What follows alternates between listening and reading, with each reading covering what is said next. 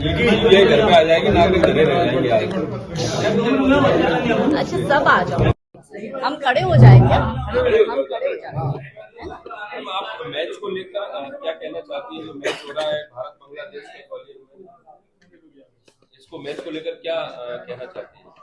देखिए, हम तो आज हमारा जो आयोजन है, जो हमारा मुख्य कार्यक्रम है, उसमें हम तो काली पट्टी पहन के आएंगे और इस बात का विरोध करेंगे कि बांग्लादेश में जहां हिंदुओं पे एट्रोसिटी हो रही है, वही भारत जहां 80% हिंदू रहता है, ये तो हिंदुओं का ही देश है, ये तो हिंदू राष्ट्र है। और यदि यहाँ पर बांग्लादेशी क्रिकेटर्स आते हैं और एक तरफ बांग्लादेश में एट्रोसिटी होती है, तो जो भारत के क्रिकेटर्स है वो क्यों नहीं फिलिस्तीन पर घुटने टेक रहे थे, ब्लैक लाइव्स मैटर पे घुटने टेक रहे थे, वो आज बांग्लादेश के सामने घुटने नहीं टेक कर इसका विरोध क्यों नहीं कर रहे? क्यों ब्लैक पट्टी नहीं पहनी है?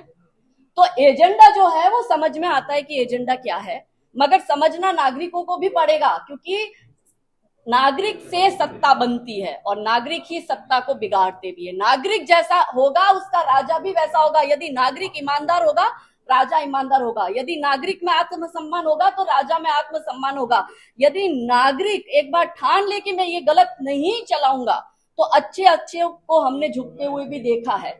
और आज हम जिस भूमि पर खड़े हैं, ये योद्धाओं की भूमि है। इस भूमि ने, मध्य प्रदेश की भूमि ने कभी भी किसी की अधीनता स्वीकार नहीं करी, चाहे इस्लामिक आक्रमणकारी आए हो, चाहे ईसाई आक्रमणकारी हो, रानी लक्ष्मीबाई हो, रानी दुर्गावती हो, रानी कमलावती हो, या अहिल्या माता होलकर हो। इन सब महिलाओं ने अपनी मान बान सम्मान के लिए सारी चुनौतियां स्वीकार की, पर कभी अपने आत्मसम्मान को दाव पर नहीं रखा। तो जो भारत की क्रिकेट टीम भी यहाँ आई है, उनको कहती हूँ कि हमारी योद्धा नारियों से कुछ सीख के जाना, इस पवित्र भूमि पर आप आए हो। तो सरकार का कोई दोष नहीं है, क्योंकि ग्रंथों में तो एक आ गया, यथा राजा वैसा प्रजा। अगर राजा जैसा होगा प्रजा वैसी हुई, प्रजा जैसा राजा होगा, फिर राजा का मतलब क्या है? हमें ऐसा लगता है कि जो प्रजा है क्या वो सरकार की सब गलती कुछ, नहीं है क्या इसमें? सरकार की तो 100% है, वो करी क्यों रही है? जब आपने एक बार पाकिस्तान का भी बहिष्कार किया था, जब पाकिस्तान ने अटैक किया था, उरी अटैक हुआ था, पठानकोट अटैक हुआ था, बहिष्कार हुआ था।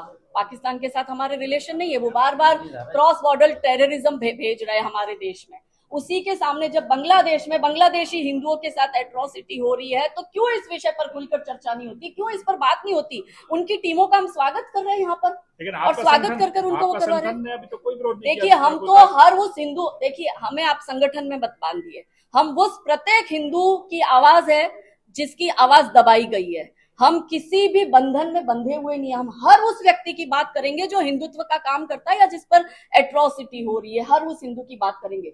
तो संगठन का सिर्फ जिम्मेदारी नहीं है, जिम्मेदारी नागरिकों की भी बनती है। संगठन का लीडर ही अगर आएगा नहीं फील्ड में, तो केवल बयानों पे कैसे चलेगा? नहीं, बयानों की पब्लिक भी बड़ी समझदार हो गई है, पब्लिक भी समझदार हो चुकी है, पब्लिक भी अब विरोध करती है। आप ट्विटर पर देखिए। नहीं, संगठनों को बंद कर देना चाहिए। क्यों बंद कर देना चाहिए? नहीं, पब्लिक तो ऑलरेडी, बाला साहब ठाकरे ने पिच खुदवा दी थी। नहीं, हम आपको बता रहे, देखो आप पब्लिक को हटा नहीं सकते, और संगठन जो है वो पब्लिक का स्वरूप है। हम तो ऑलरेडी ग्राउंड पे हमसे जो बन पड़ रहा है वो हम कर रहे हैं, मगर हमें अपनी आत्मा से भी ये प्रश्न करना चाहिए कि हम क्या कर रहे हैं।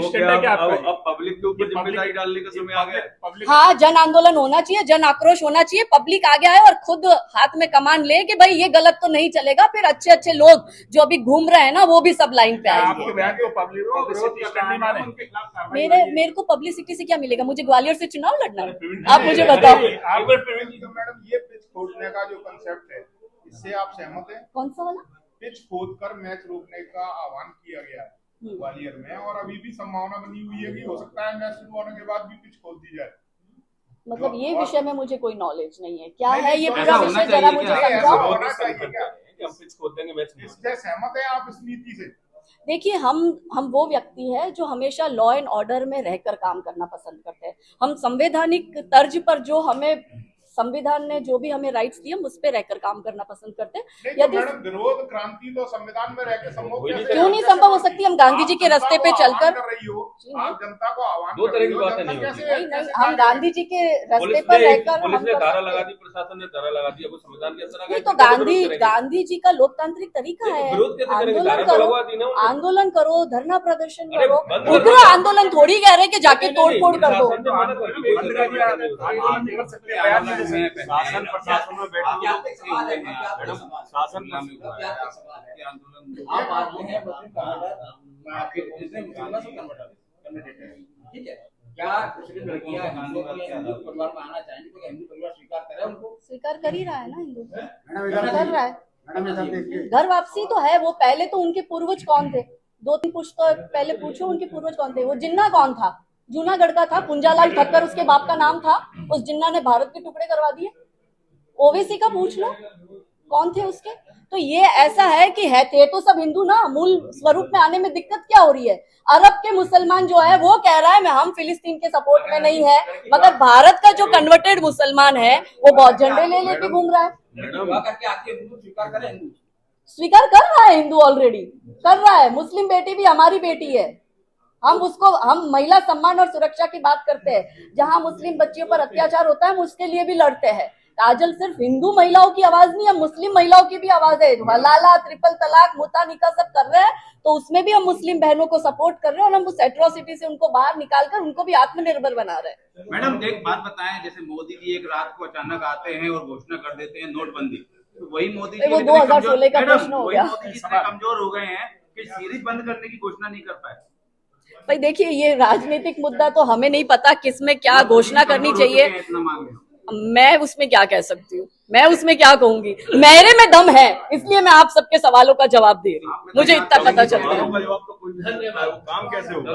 मेरे में दम है और मैं अकेली पूरे भारत में घूमकर भारत को हिंदू राष्ट्र बनाने की मुहिम और लव जिहाद मुक्त भारत 2030 से पहले हम बना के रहेंगे, इस मुहिम में है। और हर हिंदू को उसके स्वाभिमान के साथ जीने के अवसर मिले, उसके लिए भी हम काम कर रहे हैं।